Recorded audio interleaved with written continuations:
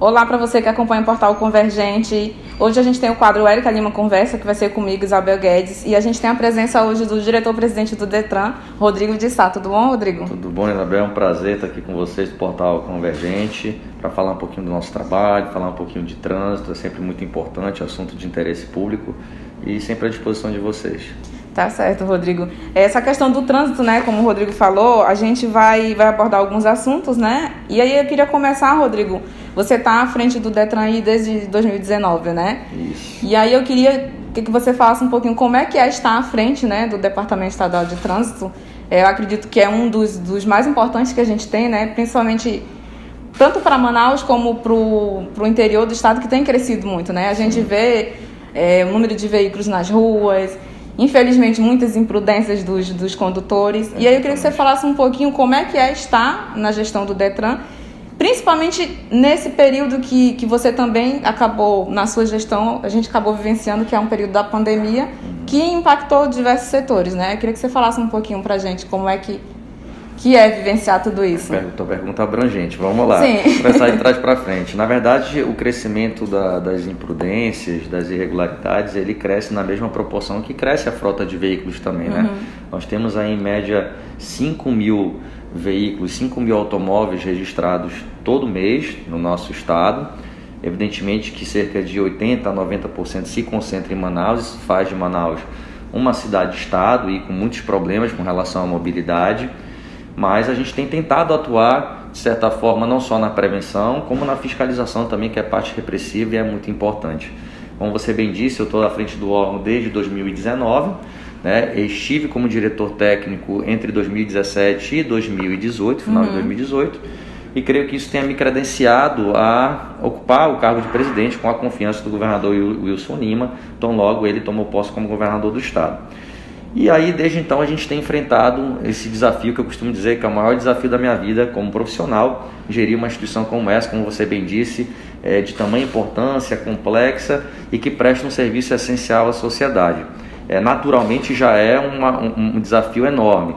Quando a gente considera o fenômeno, o evento da pandemia, isso se potencializa, se torna mais difícil ainda, acho que para todos, né, que trabalharam nesse período.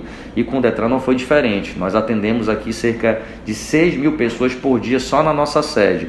Então você imagina a gente tendo que suspender as atividades, tendo que se reinventar nesse sentido. Passamos nessas duas ondas, tanto em 2020 como em 2021, aproximadamente 3 meses paralisados em cada uma delas, totalizando 6 meses. Tivemos que avançar e, como eu disse, nos reinventar na questão tecnológica. O Detran Amazonas evoluiu muito tecnologicamente nos últimos anos. Hoje eu posso dizer que é um dos Detrans mais modernos do país. Ainda tem uns problemas, ainda precisamos evoluir, mas certamente nós avançamos muito nesse período. Então, o foco foi sempre atender bem a população, criar mecanismos, né, alternativos nesse período de fechamento. Nós fizemos parceria com despachantes, com autoescolas, e à medida que a gente foi vencendo a etapa da Covid, a gente foi retomando as atividades. Hoje o Detran Amazonas já está atendendo em sua plena capacidade, né, aqui na sede, nos nossos postos descentralizados, e estamos avançando gradativamente para o interior do estado, que era um projeto nosso no início da gestão, que era a interiorização, fortalecimento dos nossos postos de atendimento do interior, mas que, notadamente com a pandemia, a gente teve que frear esse projeto para retomá-lo agora, pós-período de pandemia, graças a Deus.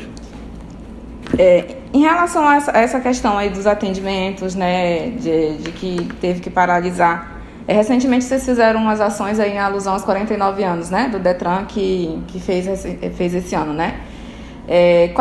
Você poderia apontar pra gente quais ações foram feitas, se vocês têm um balanço, né, dessas ações? Na verdade, a gente comemorou também a Semana Nacional do Trânsito, né, que é uma agenda nacional, é uma agenda que está prevista no próprio Código de Trânsito Brasileiro, no CTB, que se comemora do dia 18 ao dia 25 de setembro. Então, nesse período, existe um verdadeiro chamado à sociedade civil e a todas aquelas entidades que pertencem ao Sistema Nacional de Trânsito para que a gente possa discutir políticas públicas de trânsito, discutir processo de conscientização do condutor, do motorista, dos pedestres, ciclistas, enfim, trazer à tona um tema tão importante na vida de todos nós que muitas vezes fica esquecido, fica deixado como um tema subalterno, de terceira, quarta ordem, que não é. De fato, o trânsito é um tema muito importante. Então, nesse período se comemora a Semana Nacional. é momento no qual se discute muito as questões de trânsito. E no dia 25 de setembro é comemorado também o aniversário do Detran, que este ano foi de 49 anos. A gente está ansioso aí para o aniversário de 50 anos, que ocorrerá ano que vem. A gente pretende fazer uma grande festa, já vencido esse período de pandemia, mas esse ano a gente teve que fazer algumas coisas ainda com restrições. Nós fizemos o primeiro Fórum Estadual de Trânsito, que foi organizado em parceria com os CFCs, os Centros de Formação de Condutores, conhecido como autoescolas. É uma parceria muito exitosa, foi muito positiva, então o evento foi voltado especialmente para a atuação das autoescolas e dos instrutores de trânsito. Tivemos a adesão em massa dos instrutores, foi muito profícuo, trouxemos profissionais com reconhecido conhecimento no trânsito de fora do Amazonas também, pessoas daqui também, profissionais gabaritados daqui do Amazonas, e fizemos um grande evento em 2 dias lá no Vasco Vasco. Além desse evento, as nossas ações também se espraiaram aí para as escolas, para as empresas, ações de conscientização, de ações pedagógicas. Fizemos abordagem de trânsito, não só de fiscalização, mas abordagens pedagógicas com a nossa equipe de educação. Fizemos evento na Ponta Negra, em alusão à Semana Nacional, com o trabalho com as crianças também, com teatro de fantoche, recreação, enfim, palestras, webinários. E fizemos também um mutirão de exames práticos, que era um gargalo que nós temos. E aproveitamos a semana comemorativa para também fazer um mutirão desses exames práticos lá no nosso centro de exames. Que tinha uma fila, né? No caso, por conta da pandemia, atrasou-se muito o processo. Teve alguma alteração no tempo de espera? Porque geralmente é um processo que demora, né? Você conclui ali as etapas de aulas até fazer o exame. Teve alguma mudança justamente para agilizar esse processo que já estava atrasado aí por conta da pandemia? Isabel, na verdade, período antes da pandemia, nós fizemos um trabalho muito produtivo com a nossa equipe, com a diretoria técnica, e nós conseguimos reduzir um prazo que era antigamente de 60 dias entre a marcação do exame e a efetiva realização desse exame para cerca de 15 dias, especialmente na categoria B. E infelizmente, com a pandemia, esse volume ficou represado. Nós tivemos mais de 7 mil exames que estavam marcados e que não puderam ser realizados durante um bom período. E na retomada, especialmente desse ano de 2021, nós tivemos uma dificuldade para dar vazão a essa quantidade que estava represada e atender a demanda que se fazia existente. Por quê? Porque durante o período da pandemia e de fechamento das atividades, nós lançamos, após regulamentação do CONTRAN, as aulas remotas, as teleaulas. Então, os CFCs, as autoescolas, continuaram trabalhando, nós conseguimos oferecer a plataforma e eles continuaram trabalhando e formando pessoas na parte teórica, na parte de legislação, e essas pessoas se tornando aptas a começarem a fazer aulas práticas e em seguida os exames práticos. Então, é um gargalo que começa lá na primeira etapa do processo, que é o processo de aprendizado teórico e exame teórico, e a partir daí as aulas práticas e exames práticos. Em seguida, nós liberamos as aulas práticas também no período de pandemia, mas com flexibilização e com todos os cuidados sanitários, e isso foi gerando, além da demanda reprimida dos exames que estavam marcados e não ocorreram, foi gerando ainda mais exames a serem marcados. Ou seja, nós tivemos um gargalo muito grande e conseguimos dar vazão a ele agora, nos últimos meses. Mas é natural que o prazo ainda esteja um tanto quanto dilatado. Fizemos um mutirão, como eu te falei, no sábado, dia 25.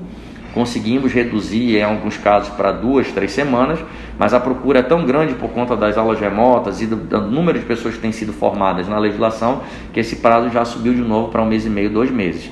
O que a gente vai fazer? Nós vamos reordenar a nossa área de exames, já estamos arregimentando outros examinadores, fazendo uma escala nova e organizando outros mutirões. A ideia é que a gente faça pelo menos de 1 a 2 mutirões por mês e amplie o número de exames durante a semana com novos examinadores que estão sendo agregados, inseridos no nosso processo da área de exames. Então, o que a gente quer é voltar para aquele patamar de 2 semanas. Entendi. No caso, você falou nessa mudança aí das aulas remotas, isso é uma coisa... que a pandemia, na verdade, a gente, graças a Deus, deu uma amenizada nos casos, essas coisas, mas a gente ainda está vivendo, na pandemia. Sim. E o futuro a gente também ainda não sabe. Essa questão é uma coisa que vai continuar implementado pelo Detran, ou só é por enquanto? Como é que vocês avaliam isso? É muito interessante a sua pergunta, porque a gente costuma falar nos encontros, que houve, inclusive houve agora em Palmas, Tocantins, na semana passada, todos os Detrans se reúnem para discutir políticas públicas de trânsito, a Associação Nacional dos Detrans, que encabeça isso, e a gente sempre fala que essas alterações, essas mudanças tecnológicas, que a princípio vieram, na verdade os Detrans todos já atuam com tecnologia, né? É uma coisa que eu costumo dizer que tecnologia e trânsito, e serviços de trânsito é indissociável, você tem que avançar com a tecnologia para poder prestar um melhor serviço à população. Mas certamente a pandemia nos trouxe vários ensinamentos e ela nos forçou a avançar ainda mais. Então a gente costuma dizer que tem coisas que foram implementadas e que não tem volta. Uma delas são realmente a possibilidade de aulas remotas na formação do condutor, que era algo vedado pelo CONTRAN. O ensino era obrigatoriamente presencial. Com a pandemia se fez necessário alguns ajustes e a flexibilização nesse sentido também, para que não houvesse prejuízo àquelas pessoas que queriam, tirar sua CNH e não poderiam sair de casa por conta da suspensão das aulas presenciais. Então surgiu esse novo método que é muito conhecido em outras áreas, Você tem curso, é diferente de EAD, que ensina à distância. Na teleaula você tem que estar no momento da aula, tem que fazer a confirmação da sua presença, tem que fazer confirmação biométrica no transcorrer da aula. Então é como se você estivesse de fato presencialmente presente, numa sala de aula. Então ela ocorre em tempo real. Então a gente chama de aula remota nesse sentido. Então é um avanço e que a gente certamente sabe que não terá volta, mas ele traz um volume muito grande de alunos e que a gente precisa ter a retaguarda necessária e capaz de atender esse pessoal na hora dos exames práticos também. Rodrigo, indo nessa questão aí das aulas, todos nós condutores, eu também sou habilitado, todos os motoristas ali que passam por esse processo, tem uma série de regras e normas, coisas que a gente não vê muito, infelizmente, nas ruas. Na sua visão, que você já está como diretor-presidente do Detran há um tempo, mas já atuava aqui dentro do Detran. Como é que você vê isso hoje? Precisa mudar algum tipo de norma ou é uma coisa mais comportamental? O que na sua avaliação, como é que você avalia isso? Olha, eu acho que a gente tem um sistema normativo adequado. Eu costumo dizer, e falei recentemente num webinário, numa live que nós fizemos com a comissão da OAB e com outros atores do trânsito, inclusive na comissão de viação e transporte, que tem um projeto agora tramitando no Congresso Nacional para a criação do Dia Nacional da Lei Seca, que é um importante instrumento para coibir essa prática que é nefasta. É uma prática, uma combinação que potencializa muito a ocorrência de acidente de trânsito. Então a combinação álcool e direção é algo que é combatido por todos os Detrans na parte repressiva de fiscalização. Então a lei seca, nesse espectro aí que você falou, nesse escopo de ordenamento de normas, ela é um importantíssimo instrumento para coibir prática irregular de trânsito, especialmente como a alcoolemia. E nós tivemos evoluções durante todo o processo. O código é antigo, mas ele passou por várias alterações. A Lei 14.071, que entrou em vigor agora em abril deste ano, foi a que mais promoveu alterações no Código. São mais de 50 alterações que vão desde composições administrativas de órgãos até mudança nas infrações, trazendo inovações também. Mas no campo da repressão, no campo da parte, digamos, regulamentar, de conduta, de comportamento, como você bem frisou, eu acho que nossos instrumentos normativos são adequados. Tivemos, inclusive, alterações que trouxeram um tratamento mais gravoso, mais severo para o usuário.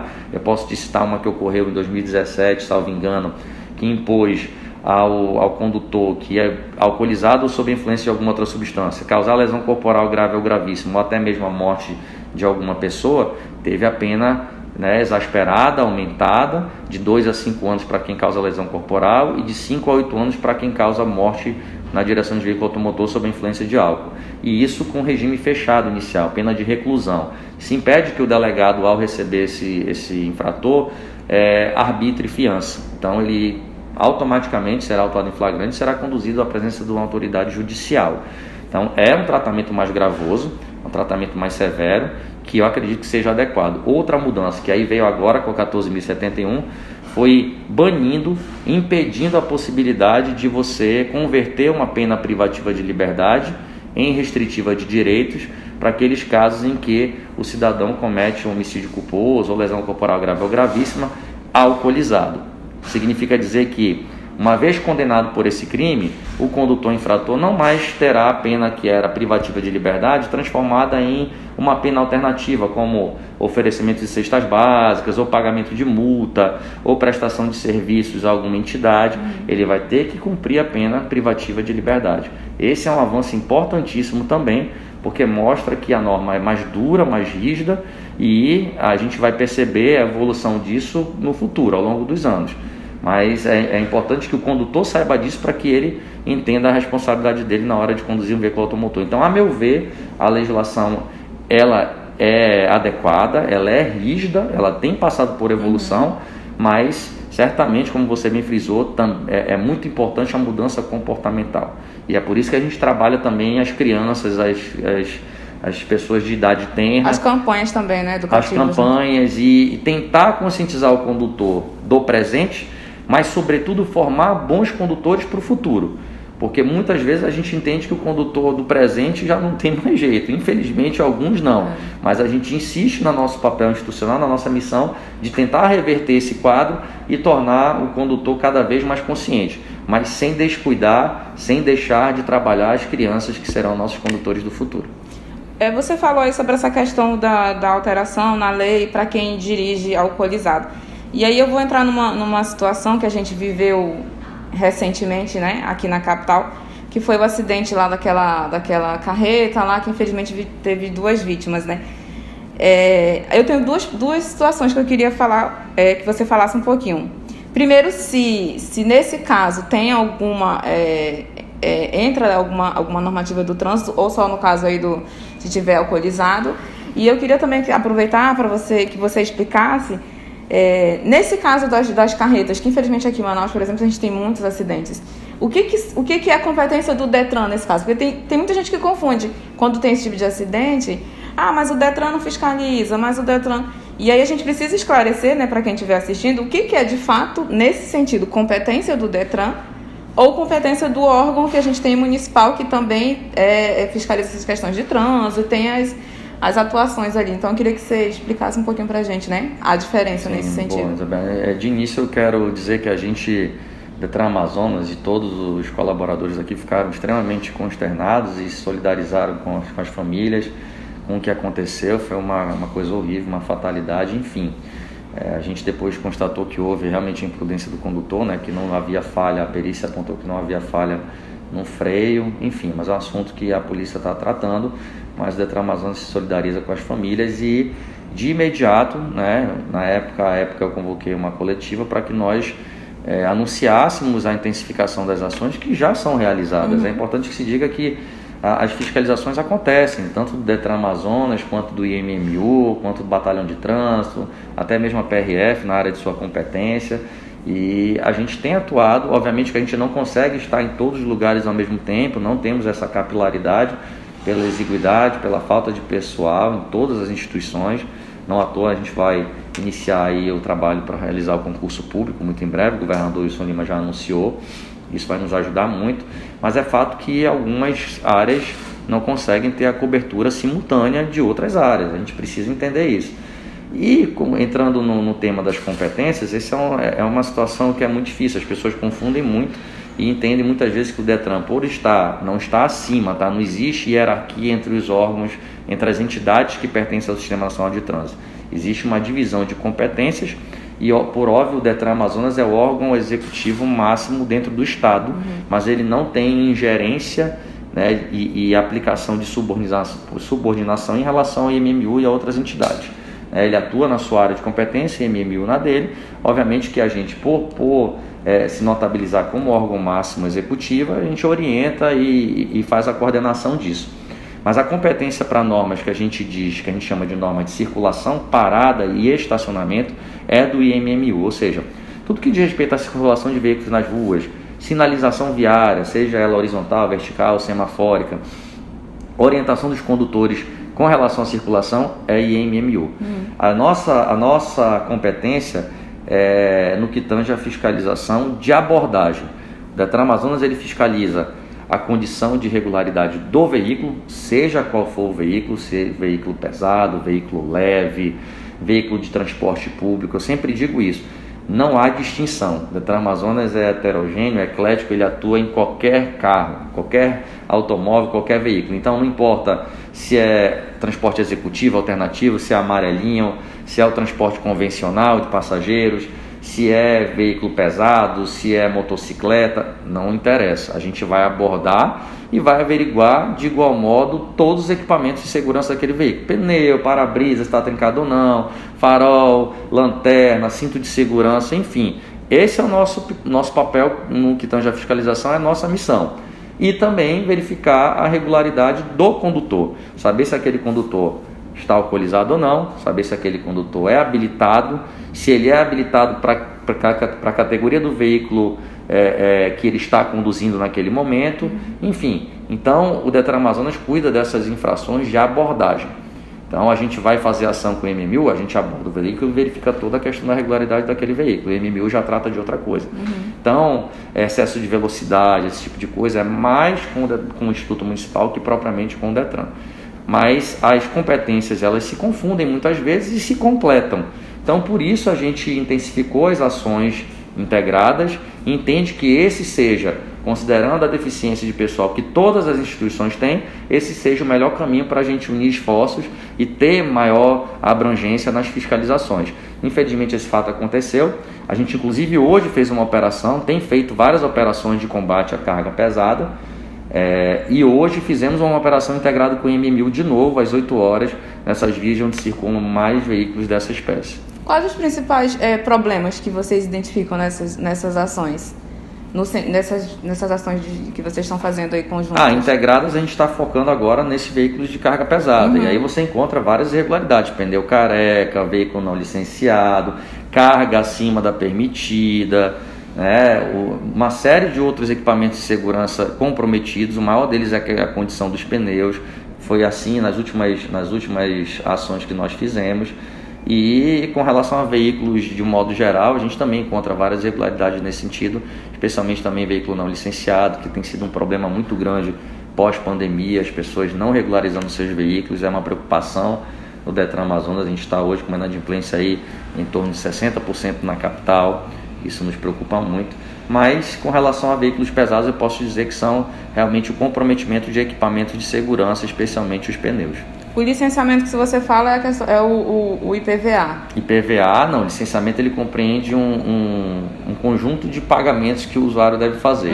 O IPVA é a parte substancial, é a maior parte, a parte significativa do todo, mas tem também as taxas do Detran, o seguro obrigatório que esse ano está dispensado de pagamento, mas a partir do ano que vem certamente ele voltará a ser cobrado, e as eventuais multas que recaírem sobre o veículo. Então, você considera o veículo licenciado quando há o pagamento, o adimplemento de todas essas variáveis. Existe, inclusive, falando nessa questão do IPVA, existe uma... eu não sei se ainda está tramitando, como é que está a questão de não apreender o veículo se tiver com o IPVA atrasado. Como é que funciona isso? Como é que você vê isso? De que forma isso, de certa forma, atrapalha na questão do licenciamento também, né? Na verdade, Isabel, essa lei é totalmente inconstitucional, porque com todo respeito a nosso parlamento estadual, nossa Assembleia Legislativa, com a qual tem um trato muito cordial com todos os deputados, mas a quem compete legislar sobre matéria de trânsito é a União. Então essa lei, a princípio, ela padece de um vício de iniciativa, de uma inconstitucionalidade formal e material no que diz respeito ao conteúdo, que ela trata de tema que não é afeito a esse tipo de trabalho legislativo. Primeiro porque o IPVA ele faz parte do licenciamento. Eles consideraram uma coisa diferente da outra. Como eu te falei, considera-se o veículo licenciado quando está com todas essas variáveis, todos esses elementos devidamente pagos. E o código é claro ao dizer que considera licenciado o veículo quando feito o pagamento de todos os tributos, das multas, seguro obrigatório, enfim. Ou seja, o imposto é um tributo. O IPVA é um tributo que recai sobre o veículo e necessariamente precisa ser pago para ser considerado veículo licenciado. Então, aí já é um equívoco da lei. Outro equívoco é que ela fala em apreensão. Não há mais apreensão desde 2016. A apreensão era uma penalidade, não uma medida administrativa. que impunha ao cidadão, ainda que regularizasse o veículo, dependendo da infração cometida, que o veículo ficasse no parqueamento ainda alguns dias, de 15 a 30 dias. Ou seja, ainda que ele regularizasse a situação do veículo, o veículo, como forma de punição, ficaria no parqueamento até cumprir aqueles dias todos. Essa penalidade não existe mais, ela foi revogada, e o termo adequado hoje é remoção. E é uma medida administrativa temporária, de caráter precário. Significa dizer que, tão logo o usuário regularize o seu veículo, ele vai ter todo o direito de retirar o veículo do parqueamento. E nós temos uma ferramenta importante hoje da Detran-Amazonas. A Detran-Amazonas foi pioneiro nesse projeto, que é o pagamento itinerante.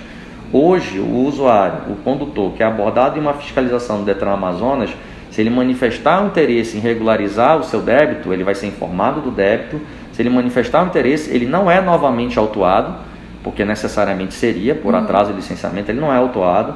O carro não será removido, ou seja, ele não pagaria taxa de guincho, nem tampouco de área de parqueamento. E ele pode parcelar em até 10, 12 vezes, salvo engano, no cartão de crédito, com as nossas equipes que estão acompanhando a fiscalização, das financeiras. Então, é um projeto que foi pioneiro, inclusive já foi copiado por outros estados, permite ao usuário não ter o seu veículo removido. Então, só para fazer essa distinção entre apreensão e remoção, que equivocadamente a lei traz o termo apreensão, que é algo que a gente não faz mais. Ou seja, a lei, a meu ver, é inconstitucional, carece de eficácia prática, porque ela fala de apreensão e o IPVA precisa ser pago para considerar o veículo licenciado. Então, é uma lei que, infelizmente, é letra morta. Entendi. Rodrigo, a gente já está encaminhando aí para o final, né, da entrevista, e aí eu queria encerrar, queria que você falasse assim, de que forma, né, porque tem todas as normas, todas as regras aí, como você falou, não tem as nossas leis de trânsito, não tem, digamos assim, brechas, né, elas caminham de acordo com o que tem que ser. Então eu queria que você falasse para a população de que forma que a gente, tanto motorista, pedestre, de um modo geral, porque o trânsito ele engloba todas essas coisas, né? Podem contribuir para um trânsito melhor. O trânsito, como você bem disse, aí, envolve todos nós. Eu costumo dizer que é um ambiente de convívio social, coletivo, em que a gente tem que pregar a solidariedade, o altruísmo, pensar um pouco mais no próximo e não só na gente. Eu acho que comportamento é tudo. A gente não precisa, o cidadão não precisa conhecer, obviamente, todos os meandros, todos os detalhes da legislação.